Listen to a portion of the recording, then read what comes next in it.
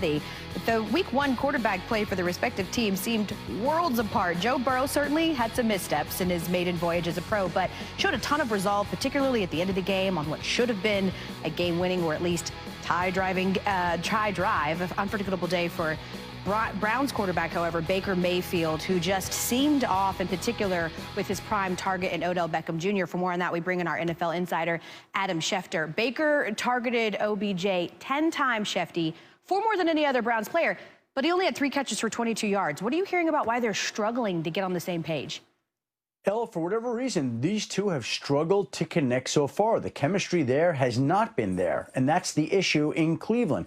Odell is yet to develop into the type of wide receiver they've wanted him to be. Baker hasn't been the type of quarterback they've wanted him to be. And together, I think everybody had so much hope and expectation. And to date, it has not been what people wanted. They just don't seem to be quite on the same page. It has not worked out the way that they would like. And again, a matchup tonight to kick off Week 2 against the Bengals.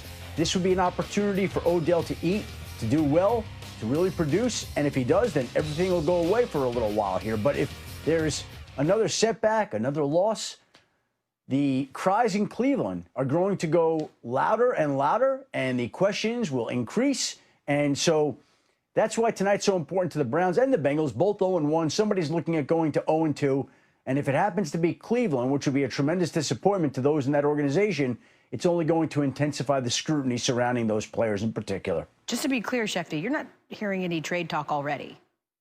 No. Okay. I don't think the Browns intend to. But what I would say, Ella, is every year, teams don't intend to trade players at the beginning of the year, and then seasons go off the rails a little bit and things change. And we'll see what happens here.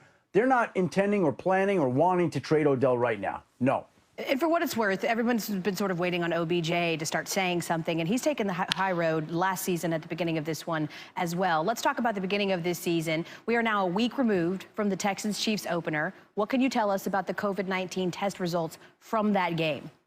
Well, here's the great part. Players are tested after the game, and the results typically come in about 5 days later before you can make a judgment. So now we are more than a week after the initial opening game that many people felt would be the first test that the NFL would face in terms of the COVID testing, where we have the Texans traveling to Kansas City, teams meeting up, contact, the whole thing, everything like that. Well, nobody in the Texans or Chiefs organizations tested positive for the virus. So the first game that there could be tests for, all the tests came back negative, which is a great sign for the league. The NFL and the NFLPA have done a great job controlling it so far. We'll be awaiting the test results of the rest of the Week 1 games, but the initial one between the Texans and Chiefs with Andy Reid wearing his visor turned out to be everything that the league and the Players Association would have hoped for. I'm old enough to remember when there was a lot of questions after MLB's opening weekend went disastrously. So far, so good for the NFL. Adam Schefter joining us here. Much more on the NFL ahead as well. We just spoke about the disconnect between Odell and Baker, but should the Browns trade the wideout? That answer is still ahead. Plus, how should Brady respond to Aaron saying things are fine? Reaction to what's going on in Tampa Bay after just 1 week. And we're going to celebrate Pat Mahomes' 25th birthday, our favorites, myself and Matt Barry's favorite moments from the Super Bowl MVP's career. And I don't think either one of them come in the playoffs, which is even perfect. Regular season. Yeah, he's a regular season guy. Never he never did. Hey, Yankees hung 20 on the Blue Jays on Tuesday. What did they have in store for Wednesday? Well, let's find out. We had Aaron Judge in store playing his first game since August 26. Judge, a tough first day in the batter's box with strikeout swinging, 0 for 4 with 3 strikeouts. You know, didn't play well, but it's too early to judge at this point. Cal Higashioka, my apologies, 169, 7 home runs, and 178 at-bats. Higashioka, first pitch he sees, center field, home run, Yankees lead 3-0. Higashioka would be back at it in the 6th. Second home run of the game. That's a stroke. Again, 7 home runs and 178 at-bats. 2 in a game. Yankees up 8-1.